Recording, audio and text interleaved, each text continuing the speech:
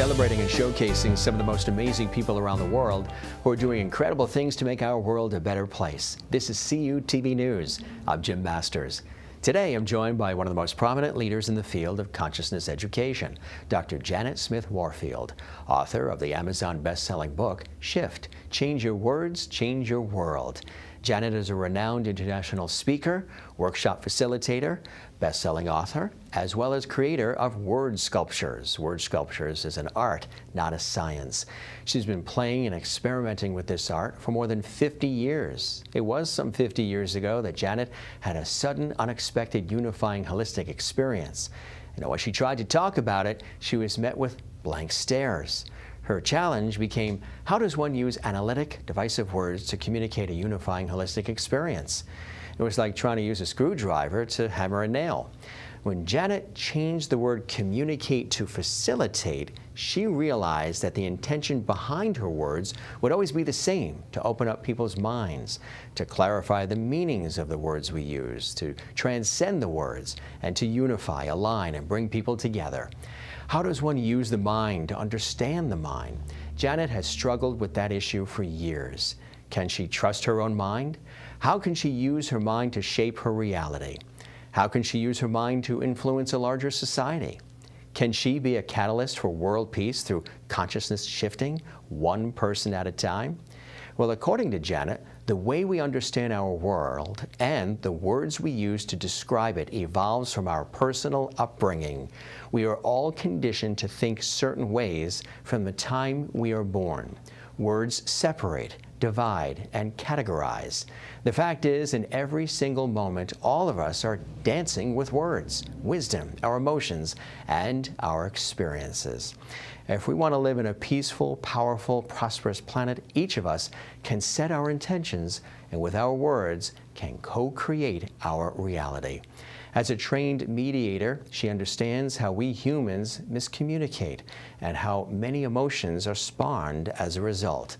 As a graduate of Swarthmore College and Rutgers School of Law cum laude, as well as a former practicing lawyer, she learned how to ask the right questions to discover the right answers. As a poet and publisher, she has learned so much: how to use imagery, metaphor, and allegory to communicate meaning. As the author of 2 published creative essays, A Word Sculpture of a Mystical Experience and What If, she's learned to create word, art, and stimulate thought. It's my pleasure to welcome Dr. Janet Smith Warfield to CUTV News for a thought-provoking, stimulating, and inspiring exclusive interview. Dr. Janet, welcome to CUTV News. It's an honor and a pleasure to have you with us. Thank you so much. So I'm really fascinated by this mystical experience you had that inspired you. Tell us about that. There are actually 3 experiences that are related. The mystical experience didn't happen first.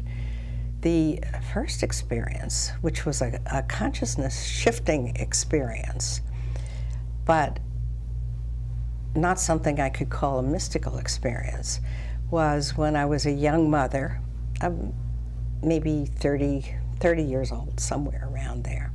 I had 3 preschoolers, 3 sons. When my youngest son was born, my oldest son began wetting the bed. He was 5 years old at the time. And as the mother of 3 preschoolers, I had my hands full. I did not need a kid wetting the bed every morning. That's a lot. And of course, being the quote perfect mother, I always felt I had to change the sheets, wash the sheets. It was extra work. I was exhausted. I didn't need this. So at first I ignored it, hoping it would go away on its own. And it didn't. And then I decided it was time to have a talk with Bill and explain to him why a 5-year-old was too old to wet the bed. Well, Bill sat there and he listened very carefully to everything I said. And the next morning the bed was wet again. Clearly that was a waste of time. I was getting more frustrated and nothing I was doing was working to stop this disruptive conduct. So I raised my voice. Well, that didn't work. The bed was still wet the next morning. I think I spanked him once. The bed was still wet. And I could see that I was getting out of control. Around that time, my mother gave me a book called Summerhill by an English schoolmaster, A.S. Neal. A.S. Neal ran a boarding school in England, and he had a very strange way of dealing with disruptive kids in his school. He didn't make them sit down and write 100 times, "I will be good." Mm-hmm. He didn't stand them in a corner to make them think about their bad behavior. When a kid was interrupting the teaching or disruptive in some way, Neil gave him a penny. And there was nothing moralistic about the way he wrote. It was simply descriptive. When he gave the child a penny, the disruptive behavior, more often than not, would stop. Mm-hmm. And the child would become interested in the learning and start cooperating in the classroom. Well, this made no sense to me. Why would you give a child a penny for bad behavior? But I was also really frustrated, and I was at my wit's end, and I didn't know how to deal with this problem. So I had no idea whether this would work or not, but I was willing to try it. And I had a model in front of me. The next morning, the bed was wet again. Oh, boy. I have no idea what I'm doing. I don't understand this, but I just go to my wallet, I pull a penny out, and I give it to Bill. And Bill kind of looks up at me as if to say, "Wonder what's wrong with her this morning. This is not normal mother behavior." But he never wet the bed again. It's amazing. I was astounded, and I couldn't stop thinking about this. And it was so easy. It was so easy. And so, I'm going to play with this. I want to learn more about this way of dealing with problems in my life. There was a time when two of Bill's friends were out in the backyard. I could see they were getting ready to throw punches at each other. Mm-hmm. And they were calling each other names. And in the past, I might have gone out, pulled them both aside, and given them a lecture about why they shouldn't fight. I didn't do that. Now, I did go out because it was pretty clear that if I didn't go out and make my presence known, that they would end up getting into a fist fight. But I simply went out, and I pulled each one of them aside separately. I asked each one the same question. Do you want to fight? They both said the same thing. Now, I don't want to fight, but he's making me do it. Blaming the other one. Blaming the other one. So I just said, well, if you want to fight, go ahead and fight. And they kind of looked at me, and they shuffled their feet, and they looked down at the ground, and they looked at each other out of the corner of their eye. And 2 minutes later, they were playing happily together.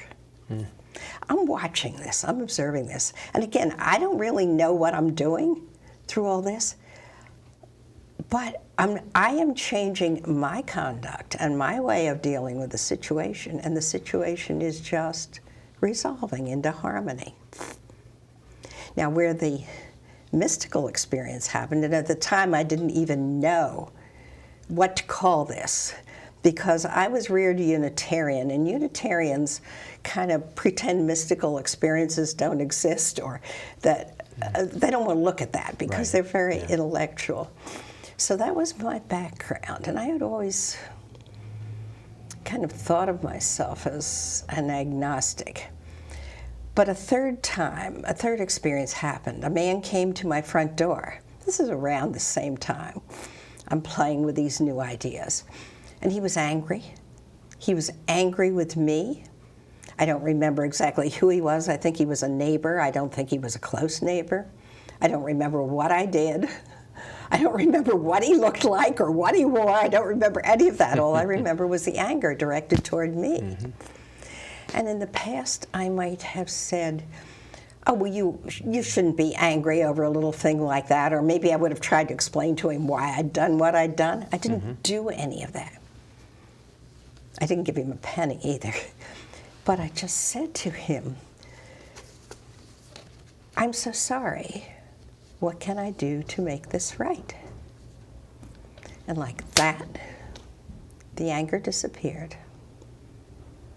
And when he left, we were friends.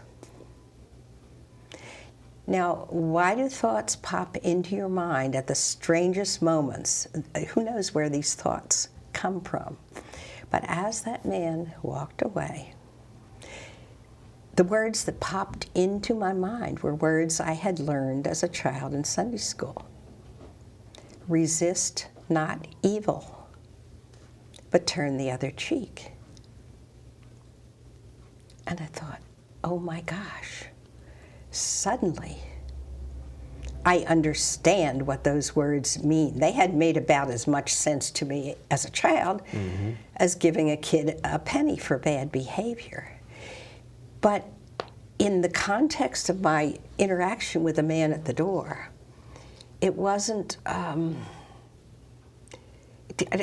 always understood them as a child as kind of a put-down situation. You know, why should I, if somebody hits me on one side of my face, why should I turn my face and say, go on, hit me again? Right, why would you want to do that? Right. I mean, it made no sense. Yeah. It felt as if I was humiliating myself to inappropriate power.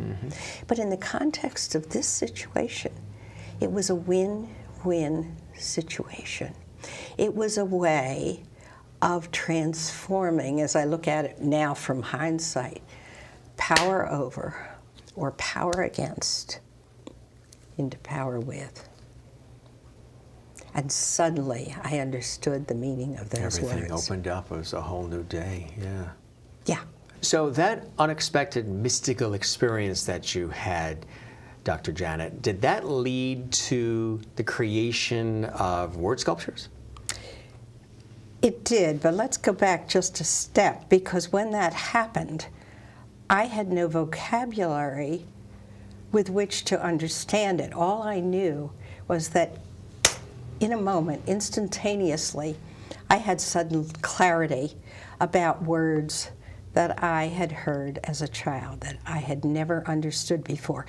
And all I was doing was connecting the words or using the words to structure the experience that I'd just been through with the man at the door. After the fact, nothing changed. Nothing outside me changed. What changed was the way I understood those words, and it was as if suddenly, I use the words human truth puzzle, but as if all the pieces of the human truth puzzle suddenly came together and I had a full, complete picture. Clarity, instantaneously, in a nanosecond. How did you recognize this? How did you know that that was what was happening? Were you always somebody gifted, even as a young girl, to be able to observe and acknowledge things like this that go on around us? Because that's a gift. Well, I was taught to observe and explore. But at the time it happened, it wasn't something I was looking for. It wasn't a goal I had set for myself. It was a gift that was given to me because I was open to changing my own conduct without really understanding a lot of the ins and outs of it.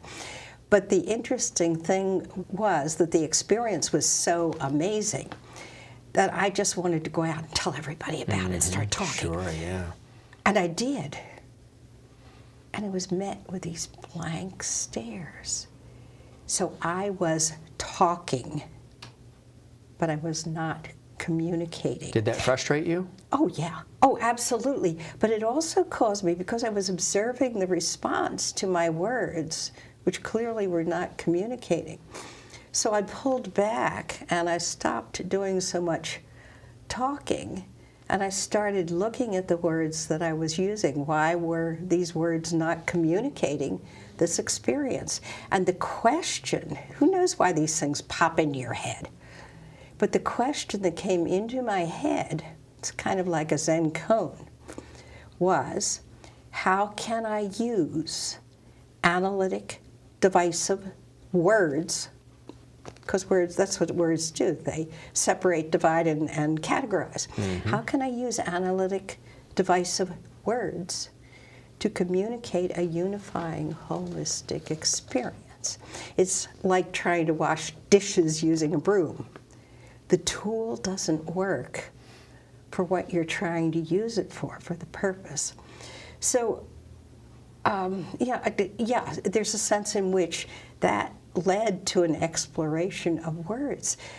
I had no vocabulary with which to understand this experience. Now, had I been reared Catholic or Buddhist or or Islam or in some other religion, I might have had the words, the built-in conditioned vocabulary with which to understand what had happened. I mean, it would be words like samadhi, nirvana, salvation. There are lots more out there that I don't have at my fingertips right now. But I didn't have any of those words, having been reared Unitarian, so I was searching for the vocabulary with which I could talk about this experience and communicate it to other people. So I started reading voraciously in religious literature, spiritual literature, psychological literature, and I didn't even have the term mystical to apply to this experience until I read William James' Varieties of Religious Experience. And when I read the chapter about mysticism, I thought, oh, that's a label, a word label I can stick on this experience, because it met all four characteristics that James said constituted a mystical experience. One, incidentally, is ineffability. You can't talk about it. I was learning that from personal experience. I could talk about it, but I wasn't communicating it. And then other qualities were, it has a noetic quality, which means that somehow you just know that you know. It's like everything suddenly comes together and it's all, you have a great deal of clarity through what happens in the actual dynamic of the experience. But to put it into words, it's ineffable. Absolutely. And it's also passive. I said it wasn't an experience I was trying to have, it was a gift. And were you compelled to have to be able to find the words to tell the story? I think that was it something that you had to do? Yeah, I think so. That has been my life path, which is why I've looked so hard at the words. How can I use words? And the question for about 10 or 15 years, I struggled with this thing. I tried everything I could think of, and nothing worked. It was just like with the bedwetting problem, nothing worked. Which you mentioned earlier. You tried everything you could, and then something clicked.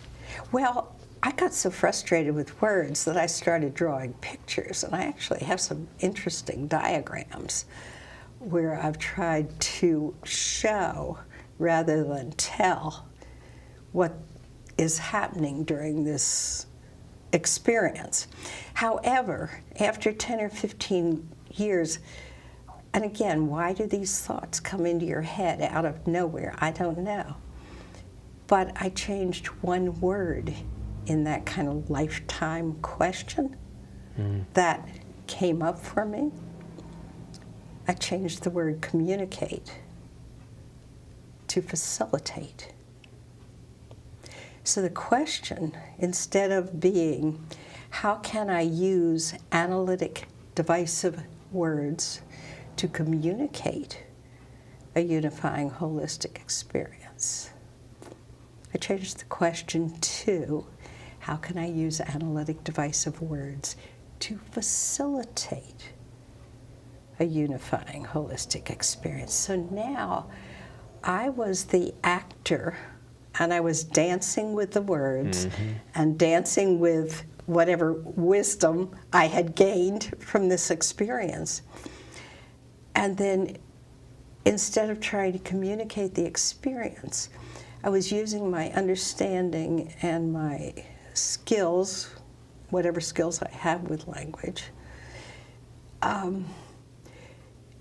in certain situations to offer other people some gifts that might help them think about a situation in a different way, open up new options for them, and they could take them or leave them. They didn't have to accept what I was offering. But And did they? Some people do, some people don't. Some people, How do you know when they do? because they start playing with them and they start experimenting with them in their own lives, and then they start watching what the results are. So you've defined this art of word sculptures. How'd you come up with that definition, and how do you define word sculptures? I mean, I'm picturing it almost like finessing and sculpting. How do you define it? Well, it's definitely, to me, it's clearly an art as opposed to a science. So that a word has meaning only in the context of a particular experience. And the meaning is going to be different to each person who is even involved in the same experience. And again, I've gone back and forth between reading other people's thoughts, a lot of reading in religious and spiritual literature, a lot of reading in psychological literature, a lot of reading of philosophers like Ken Wilber, Friedrich Nietzsche, a whole pile of Plato. I'm reading all these people to get to see how they conceptualized this type of consciousness shifting experience. Happens instantaneously. So other people were giving me little bits and pieces of vocabulary to use. And I've taken those little bits and pieces of vocabulary and I use them all the time in everyday situations. And for me, and I mean, some of the things I've learned is generally didactic teaching does not work to facilitate this kind of experience, because what you're trying to do ultimately is shift people who are stuck in a very fixed way of thinking about something into opening up their minds a little bit more, or looking for other options, or being more creative in the way they're using their words or the choices they're making in each and every lifetime experience that they have. So it's clearly an art. And I've been working and playing, I'll use both of those words, with this for a good 50 years. And new circumstances always come up. Now, one thing that's really interesting to me, I just came back from India a couple of months ago. You shift into a beginner's mind is a term that the Buddhists will use, where you are always still learning and growing. And you are you're much more open to the gifts that are being offered to you in every single moment of your life. Coming back from India, I think the thing that impressed me, there were a couple of things that impressed me very much. One was that despite the poverty, the physical poverty of the people there, it's overwhelming, yeah. but they are so respectful to one another. Everything is namaste, which is power with. It's not power over, it's not power against, it's power with. The spirit in me honors the spirit in you. And it's that which is so different from what's going on in the United States right now. There's that, plus some of their gurus, they call them gurus. Hinduism is really not a religion, it's a way of life, it's a culture. But some of their gurus teach by simply being present. It's Ram Dass's Be Here Now. And they teach through silence. They don't use words. They simply stand in their truth, and they live their truth, and they are their truth, and they don't need to persuade anybody that they're okay, because they know they are okay. I don't know whether that answers your question or not. It does. How do people apply all of this in their everyday life? Somebody watching right now saying, well, okay, this sounds really in depth and to the core and amazing, but how do I apply it in my daily life? Well, as I say, looking at the words themselves, with respect to this type of experience, there are certain kinds of words that generally don't work because my intention, or I think the intention of anyone who tries to use this art or learn this art, is to step into your own freedom and your own power, your own personal empowerment. So, which is why I can't tell other people what to do. The way I usually use words is either I will tell stories. Jesus told stories. I will ask questions, which the purpose of which is to open up people's minds, if they're open to it, and maybe they aren't. I can't control that. But I can put the question out there, and they'll do with it what they want. Socrates asked questions. Did he ever give answers? No. He asked the questions to make people think. What else can I use? Some other examples, perhaps? Well, there's a lot of paradox in this because you're dealing with the divisive words. And lots of times they're really hard moral choices that you get stuck in each situation. Do I speak or do I remain silent? If I speak, what words do I choose to use? So there are no rules, but there are a lot of possibilities to play with. You're in a creative and a co-creative space in each and every moment, which means that each person is free to use words as they choose to use them. And we can co-create our world Oh, yeah. based on the words we're using? Oh, absolutely. Absolutely. When you say co-create, who are we co-creating it with? For somebody watching saying, okay, well, who is that? Is it my spouse? Is it my friend? Is it the person I'm chatting with? For me, you're not really capable of co-creating unless you somehow have a connection, which is, again, this power with, connection with, I use the terms power greater than yourself. You can use the word God, you can use the word Allah, you can use the words universal energy, whatever works for you. And the connection, it's something you experience. You can't predict it, plan it, create it, script it, or force it. No, it happens it's organically. A gift. It's a gift that is given. It's passive, as William James says. It's also transient. I don't think I mentioned that before. No. Which means it happens, and then you kind of go back into your normal routine of doing whatever it is you're used to doing. Those are conditioned patterns, though, and you get to a point where you actually start looking at some of your own conditioning, things that you've been taught from the time you were a baby by your parents, and how they have affected your whole life.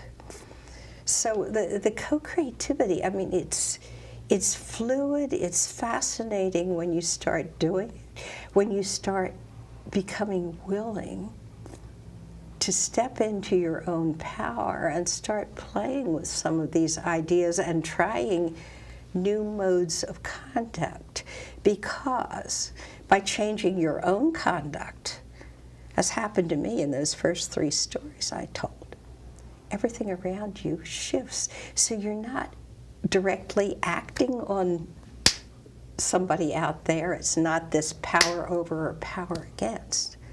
It's changing your own conduct and watching everything else around you come into alignment. But you have to have your own connection, alignment with God, higher power, universal energy, Allah, awareness, be here now, whatever words you want to stick on that. Present, and look at all the words. I'm sticking on what I'm trying to communicate. The words that we choose should be chosen consciously, deliberately, because words are powerful. How many times do we see in society today where people are saying words, and now you have the internet, now you have social media, now you have where people can anonymously go on and say all kinds of words, words that can character assassinate, words that can bully, words that can destroy, words that can be positive and uplifting, but there tends to be a lot of words that are being spewed out by people in terms of part of a reaction, as opposed to all of this deep thought and thinking and what you're talking about. There seems to be the other side where you see a lot of people having these words said and then having to retract and or apologize for words that they've said. We see it in politics, we see it in business, we see it in daily life, where people are saying things and like, oh, I didn't mean it that way. Oh, I didn't realize that it hurt you. Oh, that's not exactly what I meant. Even though those words were said, that's not what I meant. How does that come into all of this in terms of taking the time to carefully select words that don't assassinate, don't destroy, don't hurt, don't tear others down, to make yourself feel bigger and better and more powerful? Because words can do that. Well, you see, you're talking about this whole power over or power against There's a lot of dynamic. that. Yes. And we could go into a lot of depth on those topics around anger and fear, but I don't think we have time for that today. We could. Well, let's touch on a little of it, because it's prevalent in our society right now. It is. They just need to take more care in choosing the words, thinking about the words, sculpting the words, from your perspective? That's a piece of it, but it's something that people can do. For example, I mean, certainly when someone is in this power under role, where somebody is bullying them or making a lot of derogatory statements about them or putting them down or shaming them or whatever they want to do with their words, the person in the power under role probably, first of all, feels a lot of fear, maybe a lot of guilt. What did I do wrong? What should I have done differently so that this didn't happen? You know, is this my fault? They're asking questions like that. So they're blaming themselves. But then, yes, initially. But then there's a point at which, if the bullying continues and the dynamic doesn't shift to this, the person who is being bullied or abused or put down with words, the questioning and the guilt and maybe even the fear shift into rage, which is, this is not my fault.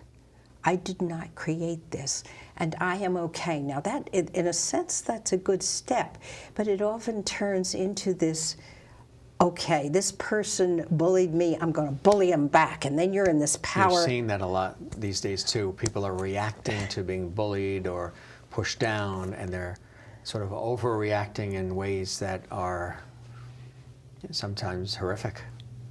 Yeah, and involving other people who had nothing to do with anything. Exactly. Oftentimes, because they're angry at the world, because it might have been something that has been ongoing and never addressed. It festers. It escalates. Yeah, It can yeah. escalate. And the challenge then is, what do I do? First of all, what do I do with my fear? And I can give you a couple of really quick ways to deal with fear or terror when you're aware of it in yourself. I've been through terror. And one is, start looking at your own mind. What is your mind focused on? And I can tell you it will be focused probably on one of two places when you're feeling fear. Either it will be focused in the future. What if this happens? What if that happens?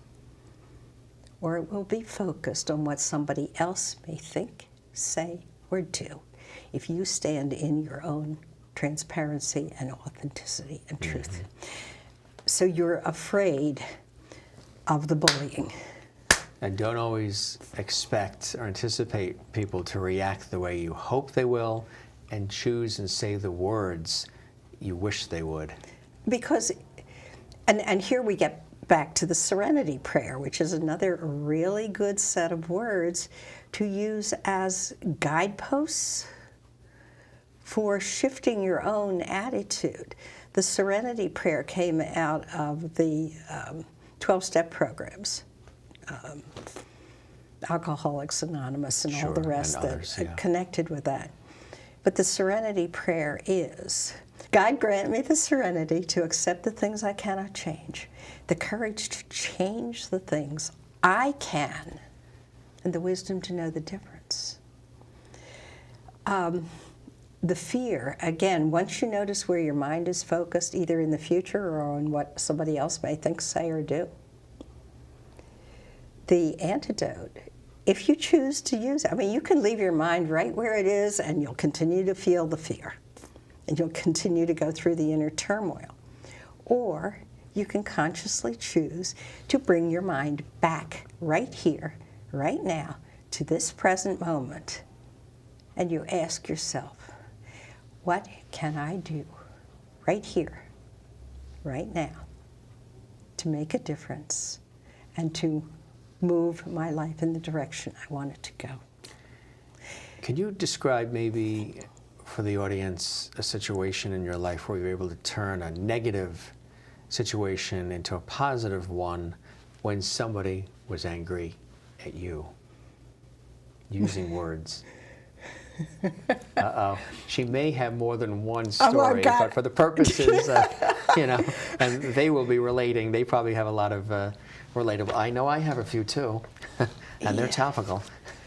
But well, let's hear about you. Well, first of all, let me again take a step aside for a minute, because when I'm feeling either fear or rage, it's real, particularly when I'm feeling fear because somebody else is spewing a lot of angry, vicious, nasty words toward me, it's really important for me to protect my own energy field. And there are lots of ways you can do that. I mean, another way, besides noticing your own fear and noticing where your mind is and where your thoughts are, you can also visualize yourself. Visualization is another practice or technique you can use. You visualize your whole self surrounded by a white shield so that anything that is directed at you bounces right back off in the direction of the person who's spewing it toward you. That's a technique that you can use. You've used that? I've used it a lot because if I take that nasty, negative energy into my body, it drains my energy field. So I have to protect my own energy field. Now, it takes a lot more energy to stay in relationship with somebody who's bullying you all the time or saying a lot of nasty, ugly words about it. Then you can also just move out of it. Sometimes you can move out of that relationship. So you just say, I'm sorry, I don't like to be treated. For me. Yeah. Right. I don't like being treated that way, and I'm going to go look for the people who treat me with respect and kindness because I deserve it. What do you mean when you say do whatever you wish as long as you're not hurting others. This moves into the communal setting. I don't know whether you're familiar with Ken Wilber's 4 quadrants, Sure, but that would be sure. the lower left quadrant. How do we deal with these interpersonal conflicts? Because we sure all have them all the time. And A.S. Neal, the English schoolmaster, who started me on this path with his Summerhill and his giving the kids in his school a penny, he wrote another book called Freedom, Not License. So the freedom is you can do anything you want with your own life. Just be aware of how your conduct and your thoughts and your actions are affecting the people around you. Not only the people, but the animals and nature and everything else. So do whatever you want, but do no harm, or do whatever you want as long as you're not hurting someone else. Now, we don't always know that, but we do the best we can. I was in New Zealand last May, and we stayed with a pre-Maori indigenous tribe in I shouldn't call them a tribe, I'll call them a family. Mm-hmm. That's a better term. And they had the most beautiful relationships with one another. And the head of that family, that was pretty much what he taught as well. Do no harm, to the best of your ability. And we all make mistakes, but then you make amends. You say, I'm sorry, I didn't mean to hurt you. It wasn't my intention to hurt you, and I'm sorry you felt that way. And it goes away when you have that kind of conversation. There's something called the Expanding Consciousness Collective. Mm-hmm. Dr. Janet, tell us about what that is.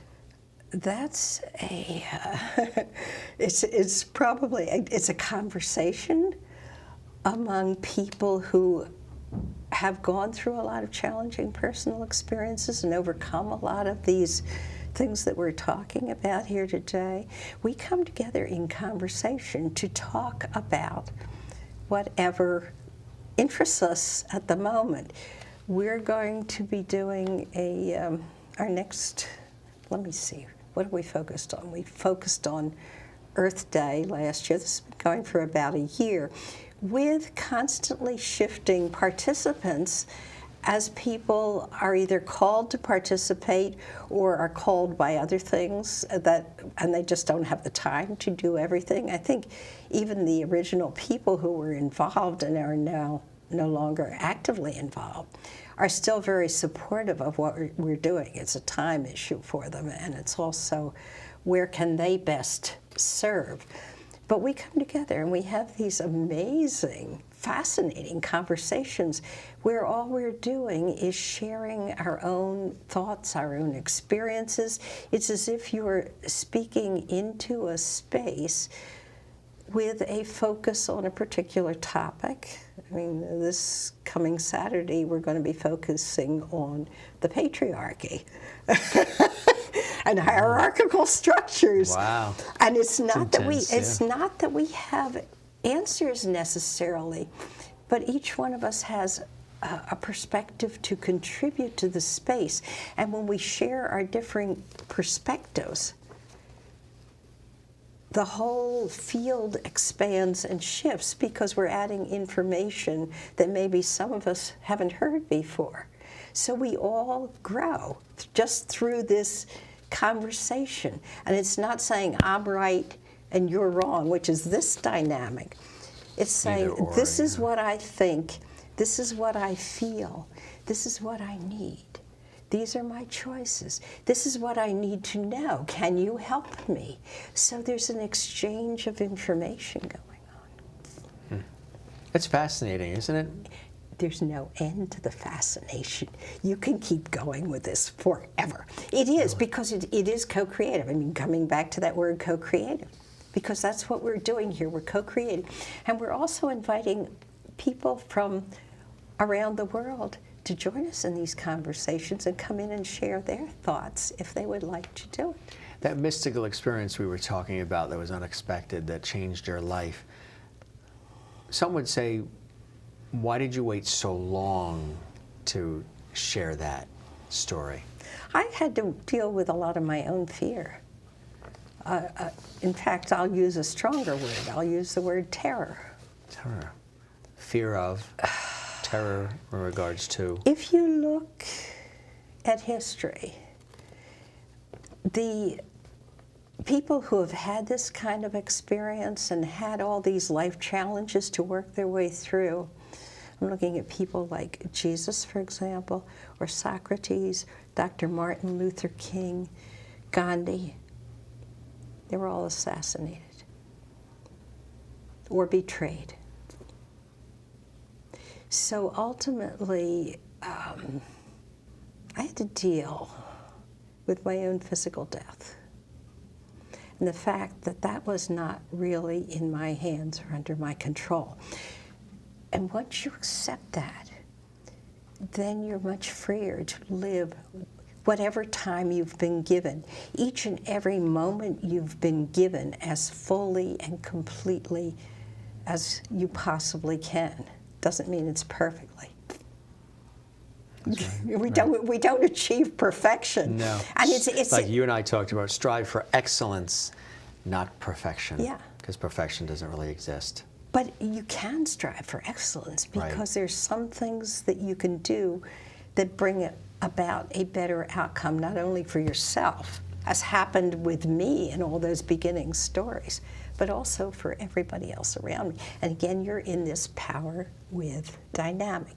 Not only you're empowered within yourself, which means you get your own energy straight. You're also aligned with a power greater than yourself. And then you're bringing other people into that alignment. Not directly, because you're not doing this. You're standing in your own strength, your own centeredness. And the chaos can be swirling all around you. And it doesn't matter. Which will always happen. Because you're not going to allow yourself to get sucked into the chaos that's going on around you. Now, if words are such a challenge, Dr. Janet, what makes us think we can effectively use them even now? Because they're such a challenge every day. You know, I never know. However, I think a lot of it is getting to the point where you're willing to perhaps stand alone in your own unique truth and authenticity and life purpose, and you're looking at questions like, what really matters to me? So instead of fighting against injustice, I mean, that would be real easy to do. You stand for justice. Little shift in words, but a huge shift in energy and attitude and human dynamics. You stand for justice. A lot of people would be willing to stand with you for justice. You get out of this dualism into a unification where, again, it's power with. And the only way, I mean, you don't accomplish that by doing this to everybody else. You get there by standing in your own strength and aligned to power. Do you have sort of a fast formula for shifting awareness, bringing peace, power, and prosperity into one's life? Well, there are certain questions that I suggest people ask themselves if they want to. And first of all, get the word should out of your vocabulary. A lot of people say, stop shoulding on yourself. And you start asking questions like, right here, right now, because this will change for you. What do I think? What do I feel? What do I need? What are my choices?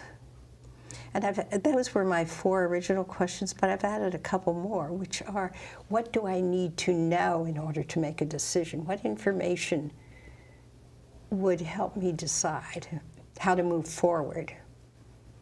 And then the final question for me is, who can I trust? And who do I need to protect myself against? Because their energetic field or their sense of power is either power over or power against. I need to protect myself from those energies. But you protect yourself by getting your own alignment with power greater than yourself, God, Allah, whatever name you want to give to it. Do you have a, here's a loaded question, do you have a simple rule for living? Yeah, do whatever you want as long as you aren't hurting anybody or anything else. And that's a simple rule, and it's an oversimplification, but it's a really helpful guideline. Including hurting yourself, too. Absolutely, yeah. Because you need to take care of your own energy field. First, you give from abundance because you have enough, and you have an overflow that you can easily give to others. Let's talk about the book. Of course, you've authored Shift, Change Your Words, Change Your World. Mm-hmm.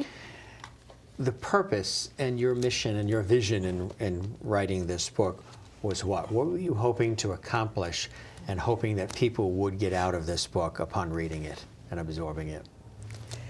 It was much more a book I had to write, and I did not know whether it would have any impact at all. I had to write it primarily because of the last chapter, where I had some insights that I don't think anybody else has ever had about Friedrich Nietzsche and his writings. And I knew if I didn't get that out into the world, who was going to do it? So that was part of it. It was a personal drive to put the information out there. Now, I didn't know what anybody was going to do with it, but it's been very interesting to me to read the reviews on Amazon, for example, because... What are people saying?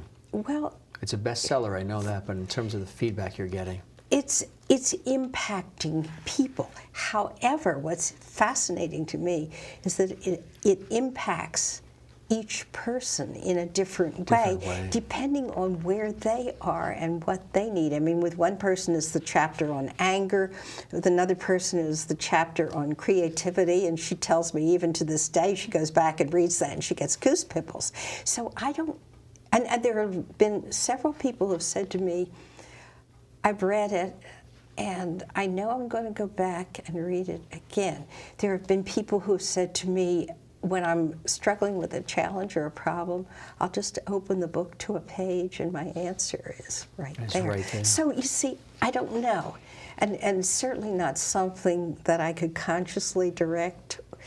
What I could work with, and I think what each one of us needs to work with, is our own transparency and authenticity, overcoming our fear and our terror, and then looking to channel the rage, not against somebody who's been bullying us or putting us down, but channel the rage into purpose, passion, and constructive action. Rage is a strong energy, and you transform it into a direction that you want your life to go, and you want the world to go in, and it's powerful, because nobody's going to knock you down. Ink blots, cloud patterns. What a transition. Creating meaning. Tell us about that in the book, chapter 4. Well, it's actually like the optical illusions. This is an optical illusion by a gentleman named John Langdon, who used to teach at Drexel University, but he doesn't anymore, and he's given me permission to use this. This is very interesting because nothing in front of you changes. And yet, when I have a workshop, I will ask people, what do you see here? What word do you see? Well, no, I don't even ask what word. Just what do you see? What do you see? Because maybe all they see is pink and black blots on a piece of paper. You could certainly verbalize it that way. That would be one way of seeing it. Some people see the word note. A lot of people see the word hate. That's the first word that you would see. Now, not necessarily. That I see. That you see, and a lot of people do, but a lot of people What is that based on? Some people see that word, some people maybe see another word. What is it causing that happening because of? Eyesight, visualization, thought process, personality, mood at the moment? I don't know. Why would some see hate, and then there's another word in there? And this is called love. You see the love in there. Yes. The L, the O, the V, and then the E in the pink. People probably looking right now, wow, I didn't see that, but some may have. And of course, hate. Interesting how hate and love are the two words that are playing off each other there. If somebody sees love first, does that mean anything? And if they see hate first, does that mean anything about the person? I have no idea, and I will tell you, it's fascinating, isn't it? Well, that might be a question that you would want to ask. It's not a question that I would ask. And a lot of what I do with words, or can teach too, and this is a skill, is learning to ask the right questions so you can get the answers that you need or want. So who would answer that? I don't know. I think that's a question for you to answer, not for me, because I don't care about that. What fascinates me about this and the kinds of questions I will ask to people in a workshop, for example, is when you see the word hate, how do you feel? Right. And the words that will usually come out will be unsafe, dark, closed in, immobilized. Mm-hmm. And if you see the word love, what do you feel? And it's usually safe, joyous, buoyant. So look, nothing on that image changes. It's all same, right? It's all what your mind does. And it's a wonderful metaphor or analogy to the real world, because we can shape our experiences any way we choose to shape them. How do you define what this book is for people? Is it a reference? Is it a resource? Is it something people keep going back to? How do you define what this is? I'd say all of the above. And it depends not on, I wouldn't try to define it, because to define is to limit. It's intended, from my perspective, as a tool or a vehicle to open up other people's minds and give them new ways of thinking about their life. And I think it's succeeded in doing that. But how, just like the optical illusion, how a person reads that book or what they get out of it is not in my hands. But I do know from the feedback I've gotten that people are getting something valuable out of it. And they're applying it to their own lives? Exactly. So they don't need a definition, they don't need confirmation, they don't need somebody else to say, well, this is what it is. Well, you see, that's what words do. Right. They separate, divide, and categorize. Yeah, and define. It's a vehicle to facilitate. Instead of communicating, it's a vehicle to facilitate a unifying holistic experience. Now, I don't know whether it's facilitated unifying holistic experiences in other people, but I do know it has effected consciousness shifts, or opening up of the way they think, or opening up their choices so that they become more creative.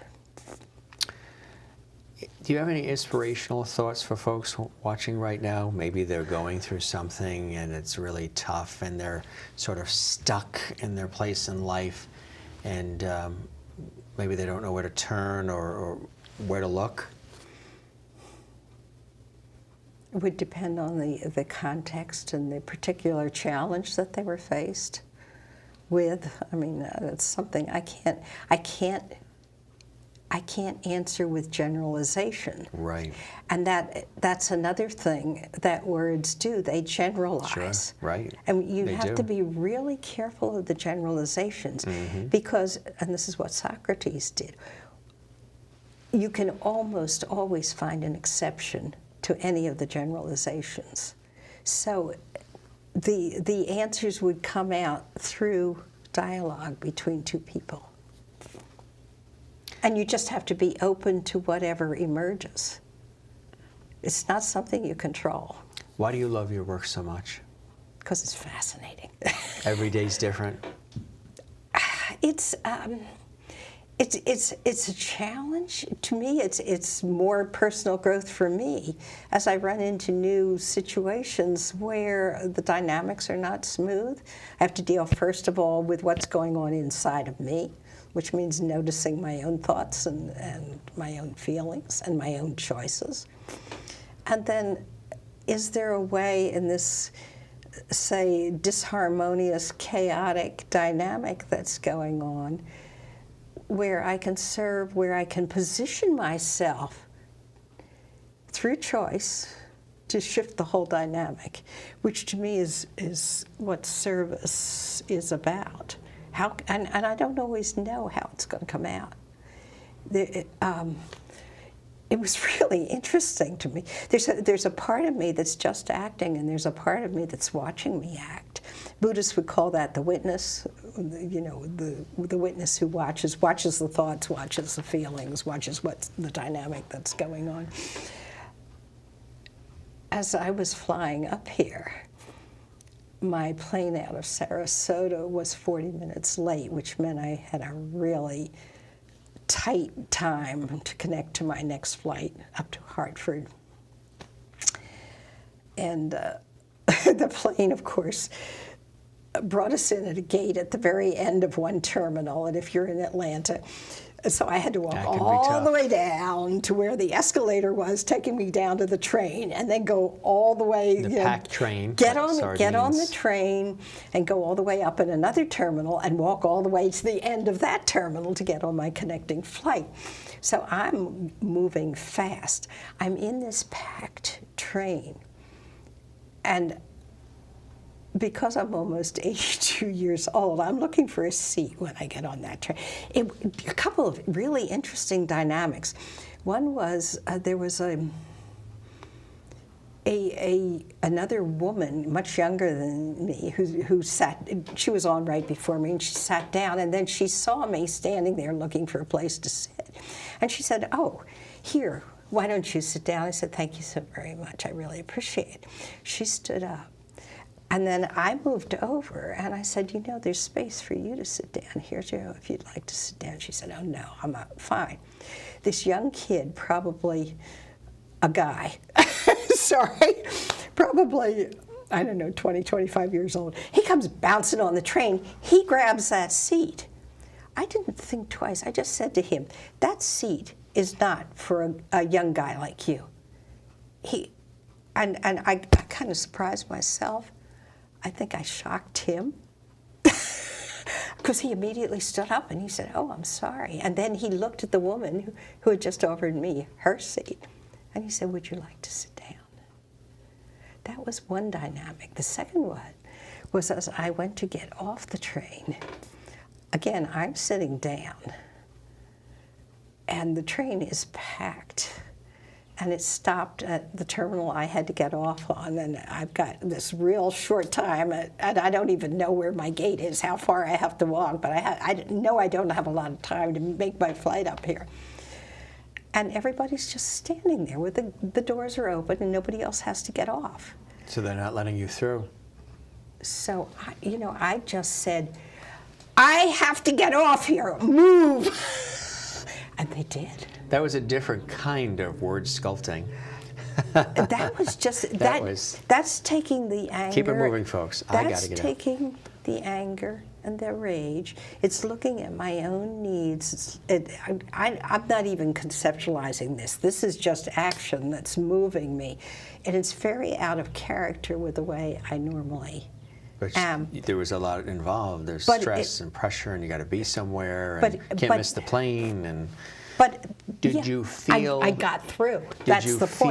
Did you feel disappointed or discouraged or frustrated, angry, any of them or all of them, at those people not parting the sea for you? I didn't even think in terms of that. I mean, I didn't go. See, I would.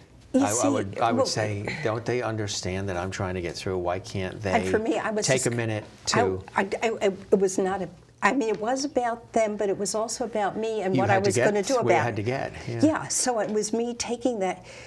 I mean, if I were to pull back and try to analyze it, it was taking that anger energy, you know, what's the matter with these idiot people that they aren't paying any attention to what I need, and just saying, hey, I need this, get out of my way. And they did. And I just barely made it off the train. But I got off because I had set the intention to get off. I knew I had to do it. It's almost a shame that you have to come to that point to have that happen. How I operate, I would prefer it if they had said, here's somebody, this woman who is obviously needing to get through. Can we just at least back off and let her through? That's a matter of awareness or lack of awareness. Yeah. Most people, on their part? many people are just not paying attention. They're in their own world. They're off in the future. They're worrying about something they are not here in the present moment, paying attention to what they need to be doing right here, right now. Absolutely. Usually those are the kind of people that back into your car. Exactly. Are we going to have a discussion on that? Because they're not paying attention and no self-awareness. They're not. Yeah, exactly. Right, yeah. Exactly. And there are a lot of them out there. Yeah. But you have the power to wake them up if it matters enough to you and if it'll make a difference. I mean, sometimes the damage is already done. So there's nothing you can do except decide what your next step is. But you are always in choice. Every minute you can, you've got lots of choices if you stop to look at them, but you need to get clear on where you want to go with your own life and what really matters to you. In looking forward with your life and with your intention and with things that you're doing, are there other things you're working on or other things you would love to do in the future as all part of this journey that started over 50 years ago for you? I'd like to get this information out into the world and hope that at least a few people will be open. For me, it's a gift. You can take it or leave it. Oh, and another vehicle we didn't talk about protecting your own energy field is detachment. I'll just throw that out as an aside. But yeah, I mean, it's a gift that I am putting out into the world.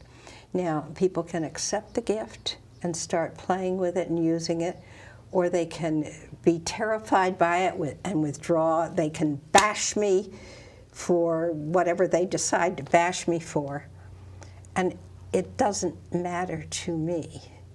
But what matters is I need to put the information out there. And I know it's affected a lot of lives already.